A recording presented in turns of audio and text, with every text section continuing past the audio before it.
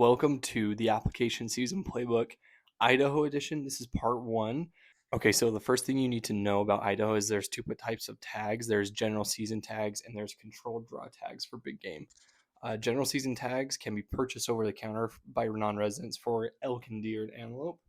However, starting in 2025, that is not the case for non-residents. Non-residents now have to draw through a lottery for those general season tags for elk, deer, and antelope. And then you have what are the controlled hunts, which are essentially those premium units that give you a better hunt in essence. And these controlled hunts are completely random.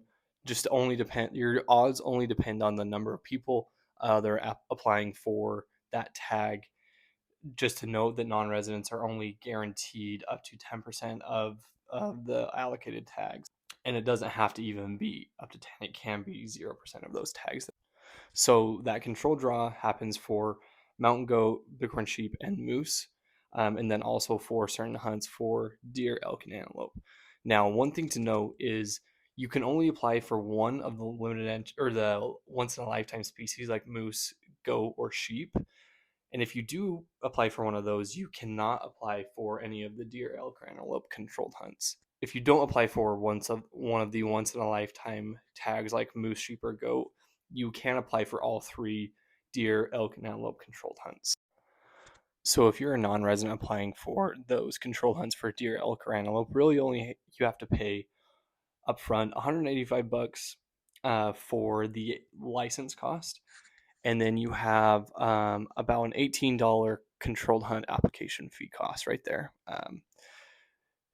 If you draw the tag, you can see the tag prices right here. Elk about $600, mule deer $350, and antelope about $350 as well. Now, if you apply for a once in a lifetime species like moose, goat, or sheep, then you have the $185 plus the $45 application fee, which is about $230.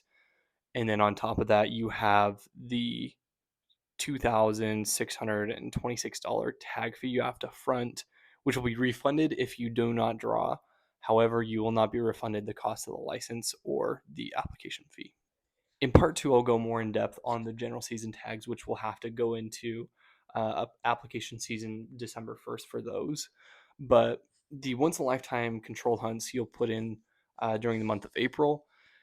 And then the deer, elk, and antelope and bear controlled hunts, you'll put in for those during the month of May.